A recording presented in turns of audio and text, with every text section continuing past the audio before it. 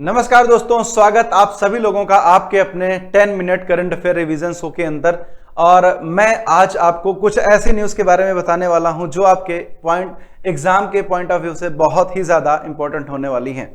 तो शुरू करेंगे सबसे पहली न्यूज़ के साथ। सबसे पहली न्यूज़ है ट्रांसजेंडर अधिनियम संशोधन विधेयक 2026, जिसको कि अभी हाल ही में संसद में पेश किया गया। ये जो अधिनियम है ये 2019 के अधिनियम में संशोधन करता है और लैंगिक आत्म पहचान के अधिकार को क्या करता है, ये समाप्त करता है। नया नियम क्या बताता है? नया नियम बताता है कि जो भी ट्रांसजेंडर व्यक्ति होंगे इनकी पहचान जो होगी, ठीक है, इनकी जो पहचान होगी उसकी पुष्टि कौन करेगा? मेडिकल बोर्ड द्वारा जांच की जाएगी और तभी पुष्टि होगी। और इसकी सिफारिश किसके द्वारा करी जाएगी? इसकी सिफारिश डिस्ट्रिक्ट मजिस्ट्रेट यानी कि डीएम के द्वारा करी जाएगी। तो ट्रांसजेंडर की जो पहचान है और जो उनका पहचान पत्र है ये दोनों अब किसके अंतर्गत होगा? ये दोनों अब मेडिकल बोर्ड और डीएम के अंडर में होगा। इससे बचाव जो होगा वो कैसा होगा?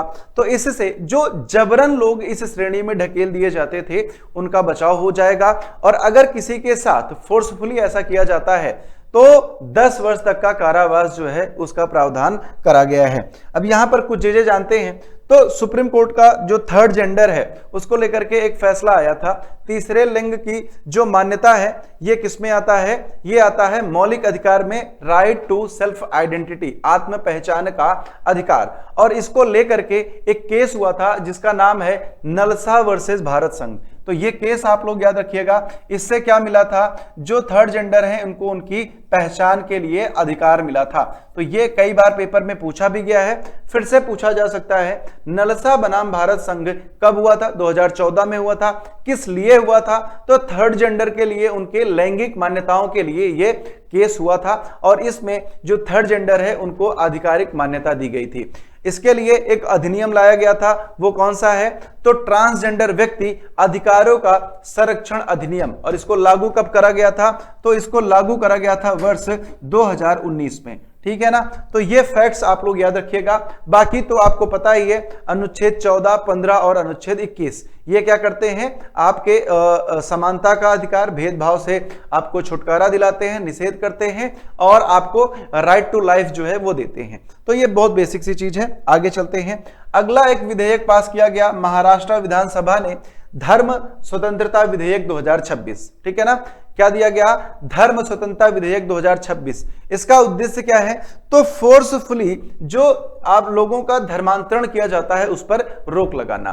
कैसे? कोई व्यक्ति को धोखे से या फिर पैसे की लालच देकर या फिर डरा धमकाकर, प्रेशर में या फिर विवाह के पश्चात धर्मांतरण कराया जाता है। तो इसके लिए यह कानून लाया गया है। अगर कोई व्यक्ति ऐसा करता है तो उसको सजा के तौर पर क्या हो जाएगा?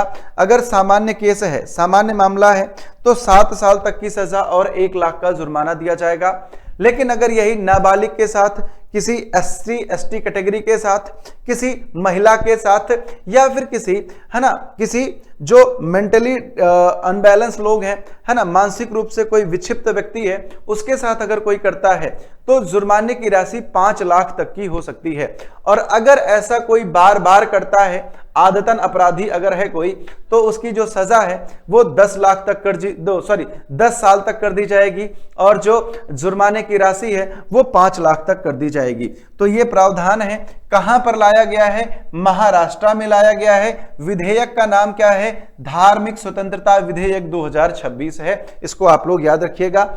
और यहां पर आपको अगर कुछ हम स्टैटिक पोर्शन की बात करें तो भाग 3 में जो आपका फंडामेंटल राइट है उसमें अनुच्छेद 25 से 28 ये किसको अधिकार देता है?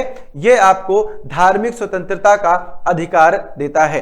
सुप्रीम कोर्ट के अनुसार क्या है? सुप्रीम कोर्ट के अनुसार जबरन धर्मांतरण जो है वो इसका आपको अधिकार नहीं देता है। आप सिर्फ क्या कर सकते हैं? अपने धर्म का अबाध रूप से प्रचार कर सकते हैं और आचरण कर सकते हैं। अब बात करें अगर महाराष्ट्र की, तो महाराष्ट्र की जो स्थापना करी गई थी वो करी गई थी 1 मई 1960 को।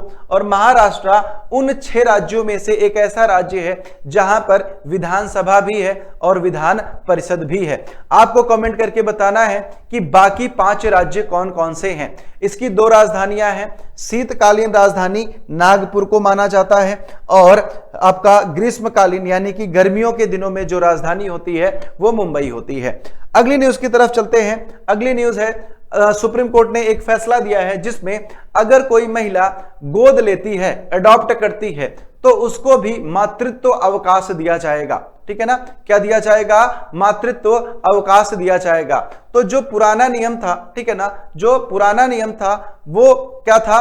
वो आप जो गोद लेने वाली महिलाएं थी उनको मातृत्व अवकाश के बारे में उतने अधिकार नहीं देता था। लेकिन नए नियम के अनुसार अगर कोई महिला किसी बच्चे को अडॉप्ट करती है, गोद लेती है, तो कोर्ट के अनुसार उस बच्चे के साथ घुलने मिलने के लिए, उसको समझने के लिए और एक इमोशनल बॉन्ड के लिए उस महिला को 12 हफ्ते का मैटरनिटी लीव दिया जाएगा, 12 हफ्ते का अवकाश दिया जाएगा। ठीक है ना, तो क्या हो जाएगा भैया? 12 हफ्ते का उसको अवकाश मिल जाएगा और अगर वो बच्चे को अडॉप्ट कर रही है तो वो उसकी हकदार होगी। पुराना नियम जो था, है ना, सामाजिक सुरक्षा संहिता 2020 जो थी, उसकी जो धारा 60 क्लॉज 4 था, उसमें क्या बोला गया था कि ये कब लागू होगा? ये सिर्फ तभी लागू होगा जब गोद लिए गए बच्चे की जो उम्र है वो 3 महीने से कम हो। लेकिन यहां पर अब इसको तोड़ दिया गया है। 3 महीने की जो शर्त थी इसको असंवैधानिक घोषित कर दिया गया और इसे रद्द भी कर दिया गया है। तो अब किसी भी उम्र के बच्चे को गोद लेने पर महिला को मातृत्व अवकाश जो है वो प्रदान किया जाएगा। एक्ट, आप इसको याद रखिएगा, ये बहुत ही इंपॉर्टेंट हो जाता है आपके पॉलिटी सब्जेक्ट के लिए। अब यहां पर और क्या है, तो मातृत्व लाभ अधिनियम जो है ये भारत में कब लागू हुआ था? तो सबसे पहले भारत में पहली बार 1961 में लागू हुआ था, 1961 में लागू हुआ था। अगर आप बात करें यहां पर, तो ये जो आपका अनुच्छेद 14 और अनुच्छेद 21 है, ये इसके अंतर्गत आता है। अब जो जैविक माताएं हैं, यानी कि विदाउट एडॉप्शन, जिन्होंने जन्म दिया है किसी बच्चे को, तो जैविक माताओं के लिए ये कितना है? तो जो माता जन्म दे रही है उसके लिए ये 26 हफ्ते का है और ये कैसा होगा? वैतनिक होगा, यानी कि इसका वेतन उनको मिलेगा अगर वो कार्यरत हैं कहीं पर, किसी भी सरकारी हो या फिर वो प्राइवेट हो। अगर वो कार्यरत हैं तो उनको यहां पर मातृत्व अवकाश का वैतनिक अवकाश मिलेगा, यानी कि उनको उनकी सैलरी भी दी जाएगी। ये लगभग कितने का है? 26 हफ्ते का अवकाश है। ये पहले कितना था? तो ये 12 हफ्ते का था, लेकिन 2017 में इसमें संशोधन किया गया और 2017 में इस संशोधन से इसको 12 हफ्ते से बढ़ा करके 26 हफ्ते कर दिया गया। आगे चलते हैं दोस्त, अगली न्यूज पर आएंगे। तो भारत ट्राइब्स फेस्ट का आयोजन किया गया। किसका किया गया? भारत ट्राइब्स फेस्ट का आयोजन जो है वो किया जा रहा है 18 से 30 मार्च तक। डेट को याद रखना, कब से कब तक? 18 से 30 मार्च तक मिनिस्ट्री ऑफ ट्राइबल अफेयर्स के द्वारा। ठीक है, किसके द्वारा? मिनिस्ट्री ऑफ ट्राइबल अफेयर्स और ट्राइफेड के द्वारा इसका आयोजन किया जा रहा है। डेट है 18 से 30 मार्च। जगह कहां पर है? नई दिल्ली। उद्घाटन इसको किसने किया? तो उद्घाटन इसका किया है जुआल ओराम ने। ये कौन है? हमारे केंद्रीय मंत्री हैं। ठीक है, इसका उद्देश्य क्या है? जो दो देश की जनजातीय विरासत है उसको क्या करेंगे? हम एक स्टेज देने का काम करेंगे। अब यहां पर आएंगे, ट्राइफेड के बारे में जानते हैं। ट्राइफेड की स्थापना 1987 में करी गई थी। कब करी गई थी? 1987 में करी गई थी। इसका मुख्यालय कहां पर है? तो दिल्ली में है। काम क्या है इसका? इसका काम बहुत इंटरेस्टिंग है। ये क्या करता है कि जो जनजातीय लोग हैं वो अगर कोई प्रोडक्ट बना रहे हैं, कुछ उत्पाद बना रहे हैं, तो वो उसको इंटरनेशनल स्टेज देता है।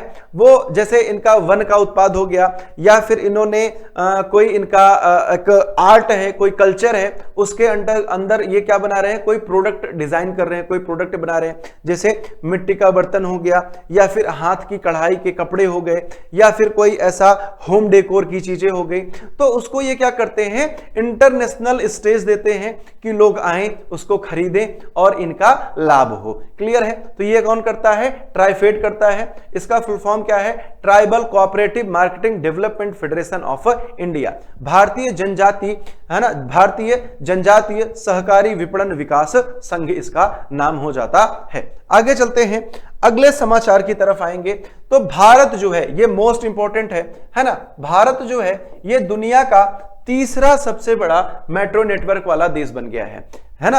अभी इसकी कुल टोटल 1143 से 1143 किलोमीटर से ज्यादा की, है ना, जो मेट्रो लाइन है वो चल रही है और 936 किलोमीटर अभी क्या है, निर्माणाधीन है। ठीक है, 2014 की बात करें तो 2014 में मेट्रो नेटवर्क सिर्फ 5 शहरों में था और अब अगर वर्तमान की बात करें तो ये 29 शहरों में हो चुका है।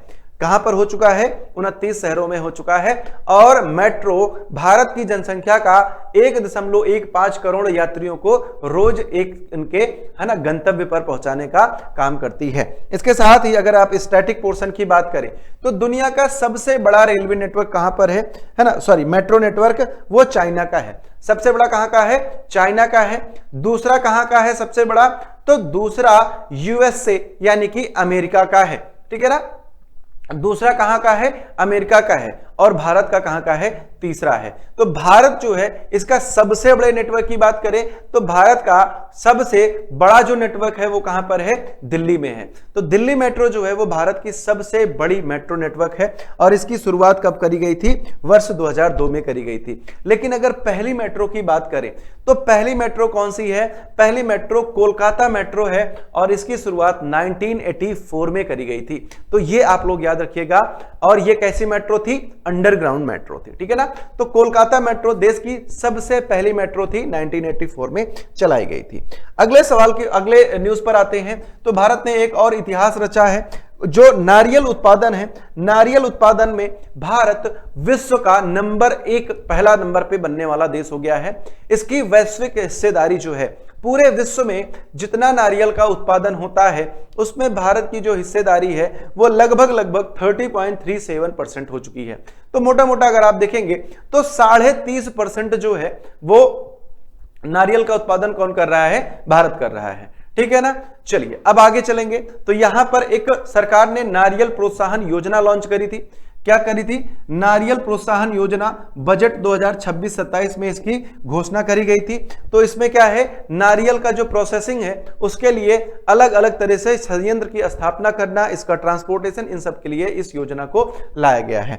ठीक है, अब बात करें स्टैटिक की तो हर साल 2 सितंबर को क्या मनाया जाता है, कोकोनट डे मनाया जाता है, नारियल दिवस मनाया जाता है। इसके वैज्ञानिक नाम की बात करें तो इसका वैज्ञानिक नाम है कोकोस न्यूसीफेरा। क्या नाम है भैया, कोकोस न्यूसीफेरा। ठीक है ना, बात समझ में आ गई। तो इसका ये क्या है, नारियल का वैज्ञानिक नाम है। इसी के साथ नारियल विकास बोर्ड है। नारियल विकास बोर्ड की स्थापना 1981 में कहां करी गई थी, केरल में करी गई थी और इसका मुख्यालय भी कहां पर है, केरल में ही स्थित है।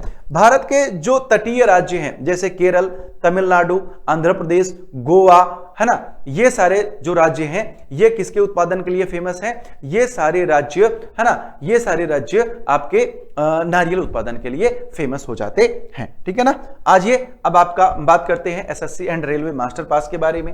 तो अगर आप लोग, है ना, रेलवे या फिर एसएससी दोनों में से किसी भी या फिर दोनों भी एग्जाम की तैयारी कर रहे हैं एक साथ में, तो आपके लिए मास्टर पास है जो कि 12 महीने और 24 महीने के ऑफर प्राइस के साथ आपके साथ लाइव है। तो आप अगर इनकी तैयारी में हैं तो आप मास्टर पास के साथ अपनी तैयारी को और बेहतर बना सकते हैं। तो सेशन कैसा लगा कमेंट करके जरूर बताइएगा। मिलता हूं आप लोगों से अगले सेशन में, तब तक के लिए आप सभी लोगों को प्यार भरा नमस्कार। जय हिंद, जय भारत।